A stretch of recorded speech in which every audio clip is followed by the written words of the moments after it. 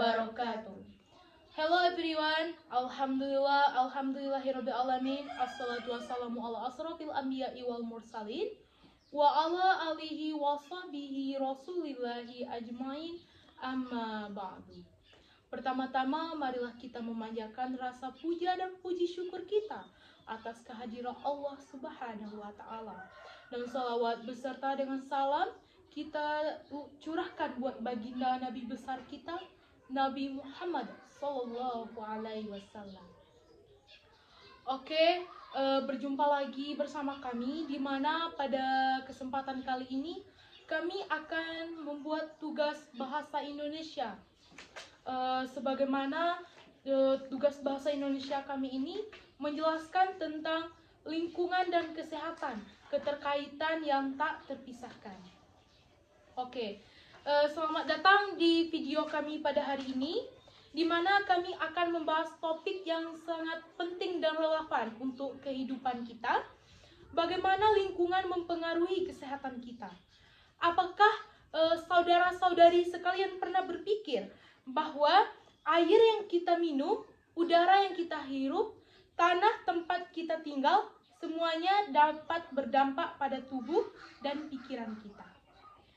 Untuk itu, mari kita langsung saja dengarkan apa sih maksud yang saya katakan tadi, bahwa lingkungan dan kesehatan merupakan keterkaitan yang tak terpisahkan. Untuk itu akan dijelaskan oleh saudari saya, yaitu Aulia dan Gina. Kepada saudari Aulia dan Gina dipersilakan untuk memperkenalkan diri terlebih dahulu. Halo, perkenalkan nama saya Aulia Dulvira dari kelas 1B, alamat Sungai Medang, tempat asal sekolah Man 1 Sungai Penuh. Dan saya Gina Salsabila, asal sekolah Man 1 Sungai Penuh, alamat saya di Kota Baru. Oke, sedikit tambahan dari saya karena saya tadi juga lupa perkenalan. Perkenalkan, nama saya Mutia Dinita, alamat saya di Kota Baru, lebih tepatnya Desa Permaindah, Kota Sungai Penuh. Saya merupakan alumni dari Man 1 Sungai Penuh. Oke, langsung saja kita mulai. Kita dengar penjelasan dulu dari salah satu saudari-saudari kita. Oke, terutama kepada saudari Aulia. Saudari Aulia, izin mempertanyakan. Saya ingin menanyakan kepada Anda. Apa sih yang dimaksud dengan lingkungan dan kesehatan? Bisa dijelaskan? Bisa. Baiklah, pertama-tama mari kita pahami dulu apa yang dimaksud dengan lingkungan dalam konteks kesehatan. Lingkungan dalam arti luas mencakup segala hal yang ada di sekitar kita, dari udara yang kita hirup, tanah tempat kita berjalan, hingga bangunan yang ada di sekitar kita. Semua ini mempengaruhi kesehatan fisik dan mental kita. Nah, lingkungan yang sehat dapat berdampak baik bagi kehidupan manusia. Sedangkan lingkungan yang buruk bagi kehidupan manusia meningkatkan risiko penyakit. Adapun lingkungan sosial juga dapat mempengaruhi mental kita, di mana kita mempunyai contohnya tetangga yang berisik di tengah malam, maka kita akan sulit tidur atau disebut anemia. Oh, bisa dikatakan ketergangguan mental juga lah ya. Ya, ketergantungan fisik juga. Oke, tadi kita sudah bersama-sama mendengar apa sih yang dimaksud dengan lingkungan dan kesehatan. Nah, telah dijelaskan sama dari Aulia tadi, ada beberapa faktor yaitu pada lingkungan dan kesehatan, terutama pada lingkungan kita. Terus lingkungan ini mencakup segala sesuatu yang ada di sekitar kita, seperti tempat kita tinggal. Nah, tadi telah sama-sama kita mendengarkan bahwa bahkan bangunan dan infrastruktur yang ada di kota kita dapat mempengaruhi lingkungan dan kesehatan kita. Nah, selanjutnya, terus saya akan menanyakan pada saudari Gina lagi. Boleh saya menanyakan pada saudari? Boleh. Saya ingin menanyakan pada saudari Gina, apa saja sih polusi udara dan dampaknya terhadap kesehatan kita? Bisa dijelaskan? Bisa. Baik, polusi udara dan dampaknya terhadap kesehatan. Polusi udara seperti yang kita ketahui bisa datang dari banyak sumber, yaitu dari kendaraan bermotor, pabrik, partikel-partikel berbahaya di udara bisa masuk ke dalam tubuh kita saat kita bernafas. Ini bisa menyebabkan berbagai masalah kesehatan, mulai dari gangguan pernapasan seperti asma, bronkitis, hingga meningkatkan risiko penyakit jantung dan stroke. Dan ini bukan hanya soal polusi udara saja. Di dalam rumah kita pun bisa ada polusi seperti asap rokok atau bahan kimia dari produk dan pembersih lingkungan yang buruk, baik di luar maupun di dalam rumah. Baik, itu saja dari saya. Oke, jadi kita telah mendengarkan apa yang dijelaskan oleh Saudari Gina tadi. Apa saja sih polusi udara dan dampaknya terhadap kesehatan kita?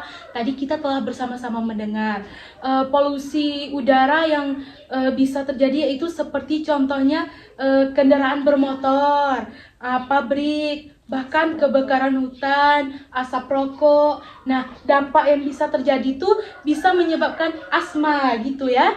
Menyebabkan asma, intinya tentang masalah kesehatan, hingga bisa meningkatkan risiko penyakit jantung dan stroke. Nah, terus saya akan menanyakan lagi kepada Saudari Alia, apakah Saudari Alia berkenan jika saya tanyakan? Boleh. Oke, Saudari Alia, apa saja sih peran air bersih dalam kesehatan kita? Oke, air adalah kebutuhan dasar kita. Namun, sayangnya di beberapa tempat kualitas air semakin memburuk. Masalah serius, air yang terkontaminasi dengan bahan kimia berbahaya bisa menyebabkan penyakit serius seperti diare, keracunan, atau bahkan penyakit ginjal. Oleh karena itu, penting untuk memastikan akses kita terhadap air yang bersih. Di sisi lain, keberadaan danau, sungai, dan lautan yang sehat juga sangat berpengaruh terhadap keseimbangan lingkungan kita. Misalnya daerah-daerah yang memiliki ekosistem air yang sehat cenderung memiliki kualitas hidup yang lebih sehat lagi. Nah, saya ada sedikit ingin mempertanyakan lagi lah, istilahnya tuh ingin lebih ke tanggapannya sih. Bagaimana tanggapan saudari tentang masih ada orang-orang lah di sekitaran kita nih masih mengkonsumsi air dalam kemasan, sedangkan sering kita temukan nih di dalam air kemasan tuh terkadang terdapat serangga. Bagaimana tanggapan saudari jika masih ada orang yang telah menemukan air tuh di dalam tuh masih ada serangga tapi tetap dikonsumsi, tetap diminum gitu? Kalau meminum minuman dalam kemasan seperti air mineral itu tidak masalah. Tetapi jika kita menemukan air itu berubah rasa atau kadar expirednya udah habis, maka stop meminumnya. Jadi jika kita menemukan hewan atau serangga di dalam, sebaiknya kita buang, jangan diminum. Jadi lebih tepatnya bahwa air tersebut tuh bisa membuat penyakit lah ya. Jadi membuat kesehatan kita tuh tidak bagus lagi. Lebih bagus jika kita memakai air yang memang dari direbus dan dimasak dulu. Jadi lebih sehat dan lebih bagus kualitasnya. Iya, diproduksi sendiri lah ya. Oke. Kemudian kepada Saudari Gina, saya ingin menanyakan kepada saudari, apa sih pola tata kota dan kesehatan mental itu pada kita, pada lingkungan kita lah? Baik, pola tata kota dan kesehatan mental tidak hanya ada di udara dan di air, lingkungan fisik pun tempat kita tinggal juga mempengaruhi kesejahteraan mental kita. Bagaimana kota atau desa dirancang, apakah ada ruang yang hijau, apakah jalanan aman untuk berjalan kaki, atau apakah ada ruang untuk kita berolahraga, semua mempengaruhi kondisi mental kita. Kota yang dirancang dengan baik, yang memiliki ruang terbuka yang hijau dan akses mudah untuk berolahraga, dan dapat untuk kita mengurangi rasa stres, meningkatkan kebahagiaan, dan mencegah kegangguan mental kita. Sebaliknya, kota-kota yang padat dengan polusi dan kurangnya ruang hijau dapat menyebabkan rasa tertekan dan meningkatkan risiko gangguan kecemasan kita lebih meningkat gitu. Oke, terima kasih Saudari Gina. Oke, tadi telah dijelaskan oleh Saudari Gina ya. Saudari Gina tadi mengatakan bahwa lingkungan fisik tempat kita tinggal juga mempengaruhi kesejahteraan mental.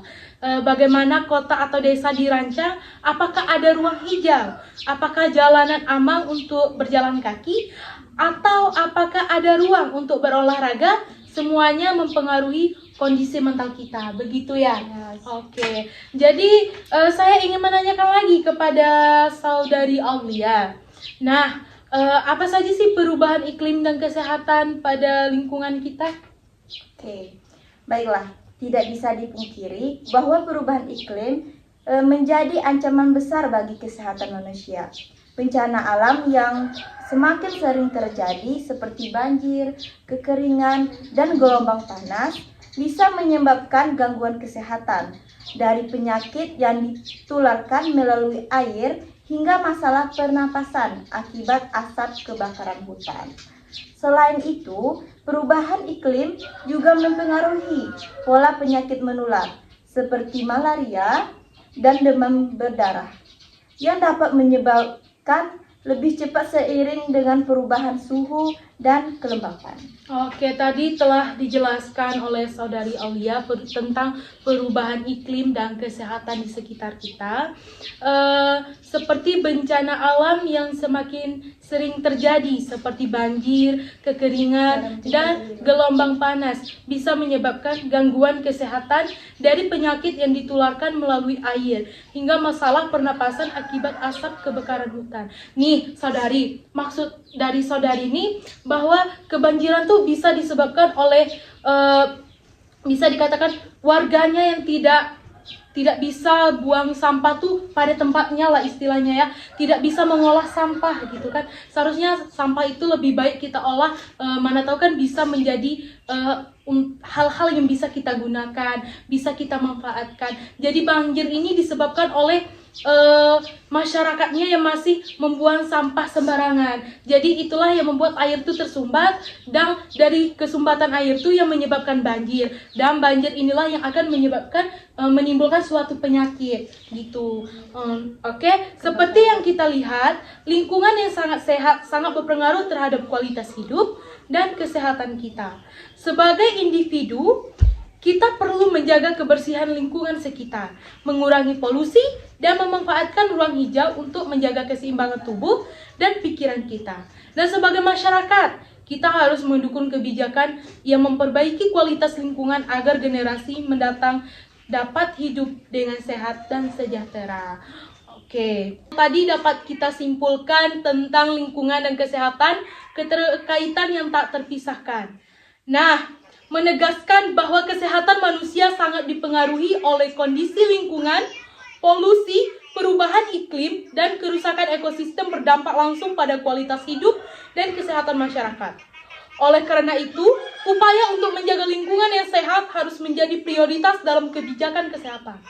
Kolaborasi antara sektor kesehatan dan lingkungan diperlukan untuk menciptakan strategi yang efektif dalam mencegah penyakit dan meningkatkan kualitas hidup. Kesadaran akan pentingnya hubungan ini harus ditanamkan dalam masyarakat untuk menciptakan lingkungan yang lebih baik dan lebih sehat. Akhir kata, terima kasih atas perhatian dan partisipasi Anda. Mari kita bersama-sama berkontribusi untuk lingkungan dan kesehatan yang lebih baik. Semoga informasi yang disampaikan hari ini bisa memotivasi kita untuk bertindak demi kesejahteraan bersama. Akhir kata, ingatlah bahwa perubahan dimulai dari diri kita. Mari kita jaga lingkungan demi kesehatan kita dan generasi mendatang. Saya berharap, bukan saya saja, tapi kami berharap kita semua terinspirasi untuk berperan aktif dalam menjaga kesehatan lingkungan. Mari kita tingkatkan kesadaran dan aksi untuk menciptakan lingkungan yang sehat. Terima kasih atas perhatian Anda. Saya Mutia Dinita bersama rekan-rekan saya, Aulia Diolvira, Saya Gina Salsabila. Akhir kata, wabillahi taufiq wal hidayah. Wassalamualaikum warahmatullahi wabarakatuh.